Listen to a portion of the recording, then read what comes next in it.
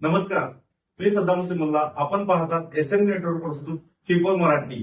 चला तर पाहूया आजच्या ठळक घडामोडी.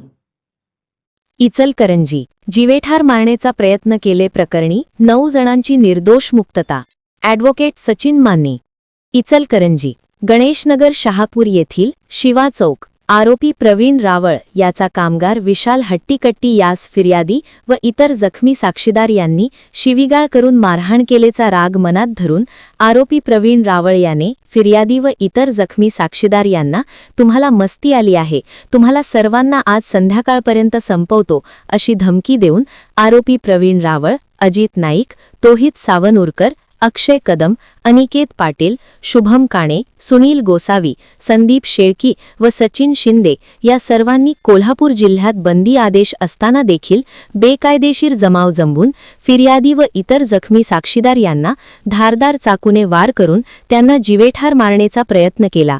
तसेच सोडविण्यास आलेले साक्षीदार यांना लाथाबुक्यांनी मारहाण केले प्रकरणी शहापूर पोलीस ठाणे इचलकरंजी येथे सर्व आरोपींविरुद्ध गुन्हा नोंद करण्यात आला होता.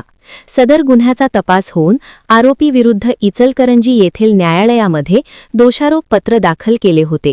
सदर केसच्या सुनावणी दरम्यान फिर्यादी, जखमी साक्षीदार, घटनास्थळावरील पंच, प्रत्यक्षदर्शी साक्षीदार यांचे साक्षी पुरावे तसेच इतर महत्त्वाच्या साक्षीदारांच्या जबाबा न्यायालयासमक्ष नोंदवण्यात आले.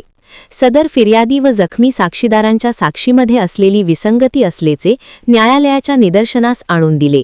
तसेच आरोपी यांचे विरुद्ध शिक्षा देण्यास सबळ पुरावा दिसून येत नाही असा बचाव आरोपीतर्फे वकील ॲडव्होकेट सचिन यशवंतराव माने यांनी घेतला.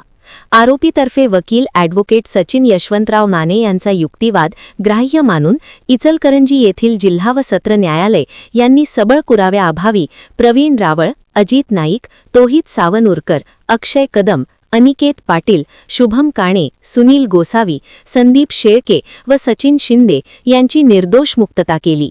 सदर केसकामी ॲडव्होकेट मदन मोहन भोसले यांनी सहकार्य केले.